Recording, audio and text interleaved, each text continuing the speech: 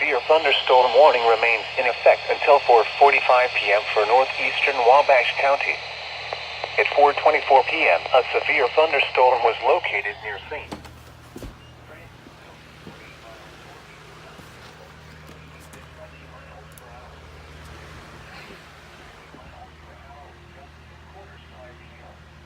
Yeah. Impact, hail damage to vehicles is expected. Expect wind damage to roof, siding, and trees.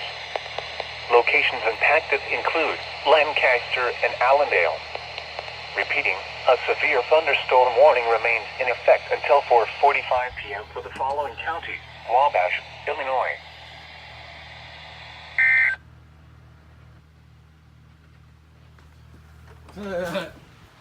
That's kind of a funny way to do that. I thought I hit something else. Well, there it is. Severe weather statement.